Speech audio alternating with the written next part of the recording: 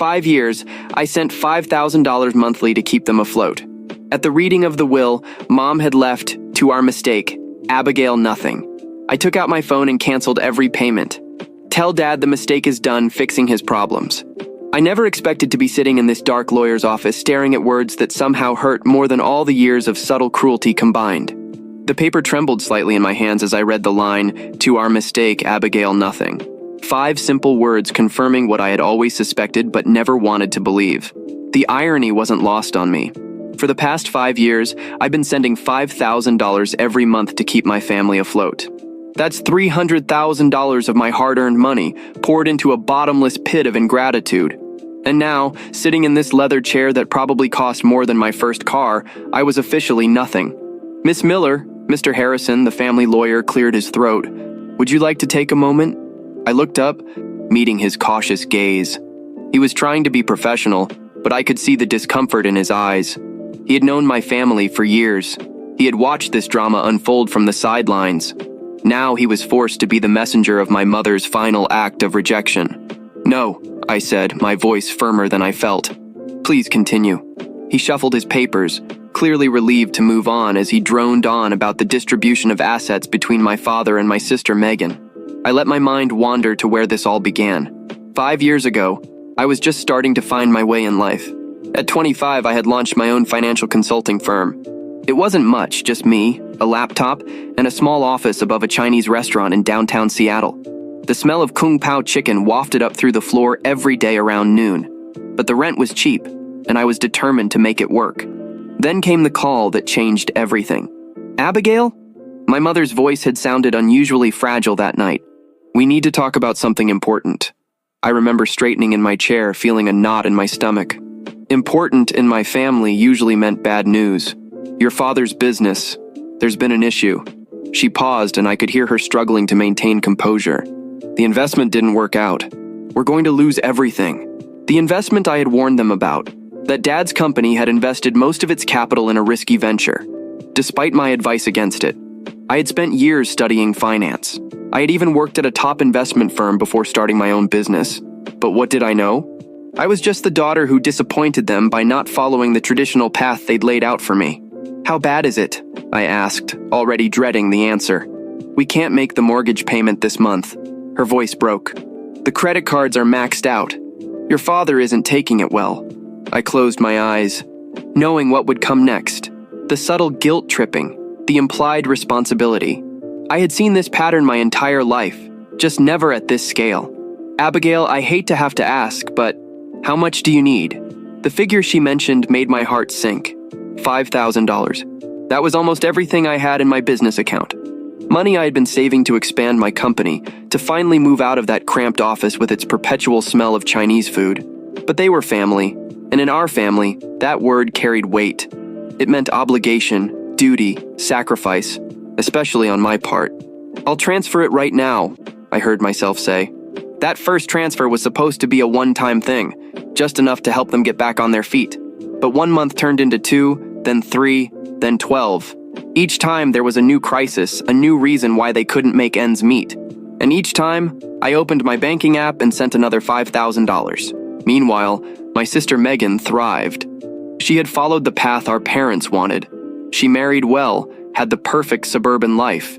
She never took any risks. She didn't have to worry about our parents' financial problems. That burden fell squarely on my shoulders. "The lake house goes to Megan, Mr. Harrison's voice interrupted my memories. "Along with the summer cottage in Maine and your mother's jewelry collection."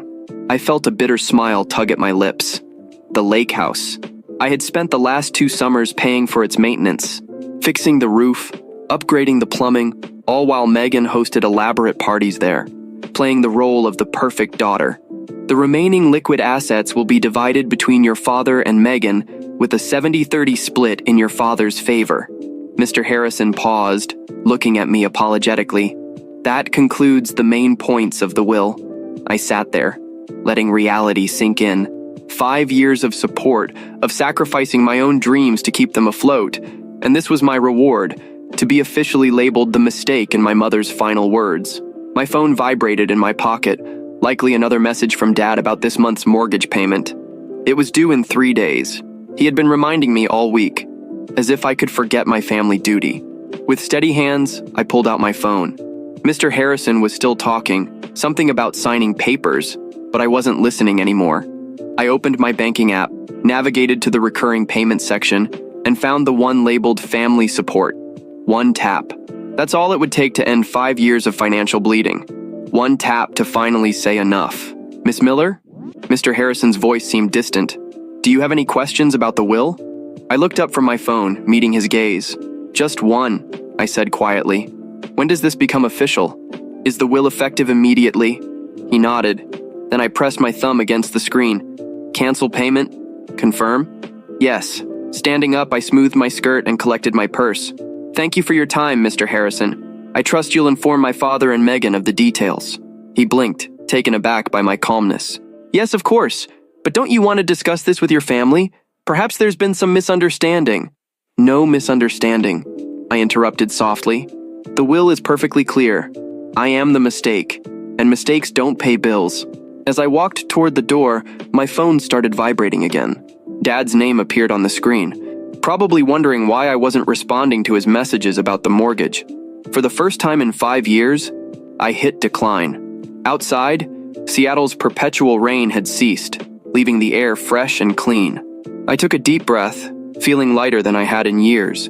My mother's final words had hurt, yes, but they had also freed me. No more pretending, no more obligation, no more draining my resources to fuel their lifestyle. I had built something from nothing once before, starting with just a laptop and a dream in a small office above a Chinese restaurant. I could do it again, but this time without the weight of family expectations holding me back. My phone vibrated once more. A message from Megan. Where are you? Dad's trying to contact you about the mortgage. I typed a response, then paused, considering my words carefully. Finally, I wrote, Tell Dad the mistake is done fixing his problems. It's time for you to figure it out yourselves. Then I blocked their numbers, tucked the phone back into my pocket, and walked to my car. It was time to start writing my own story, one where I wasn't the mistake, but the masterpiece. But this was just the beginning. What I didn't know then was that my family's reaction to being cut off would trigger a chain of events that would change everything. Their desperate attempts to regain control, their manipulation tactics, and finally, their shocking discovery about who I had become while they were busy belittling me. All of that was yet to come.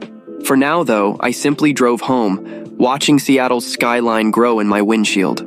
Tomorrow would bring new challenges, but for the first time in years, I was ready to face them on my own terms. The office above the Chinese restaurant was long gone, replaced by a sleek space in a downtown high-rise. But sometimes, when I needed a reminder of how far I'd come, I would order Kung Pao chicken and smile, remembering the girl who started with nothing but determination. That girl wasn't a mistake. She was a force of nature.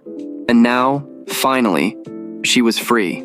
The first sign that my family had discovered the canceled payments came 3 days later. I was in my office reviewing a potential acquisition deal when my assistant Oliver alerted me over the intercom. Miss Miller, your father is in the lobby. He's being quite insistent about seeing you. I looked at my computer screen. Exactly 72 hours since the mortgage payment was due. Right on schedule. How insistent? I asked, already knowing the answer. He's threatening to call security if they don't let him up. Should I? No, I interrupted, saving my work. I'll handle this. Send him to conference room P and make sure the recording is activated. 5 years of managing my family's finances had taught me one thing. Always keep records. Something told me I'd need them soon. The conference room was all glass and chrome, with views of Seattle's skyline that typically impressed clients. My father was standing by the window. His reflection showed a face I barely recognized. Gone was the confident businessman who scorned my career choices. In his place was someone desperate, angry, and dangerous. The mortgage payment was rejected, he said without turning around. Yes, your mother just died. Abigail?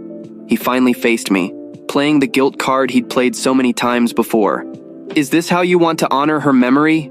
I sat down at the conference table, indicating he should do the same. He remained standing. Mom made her feelings clear in the will, I said calmly. To quote exactly, to our mistake, Abigail, nothing. That was just...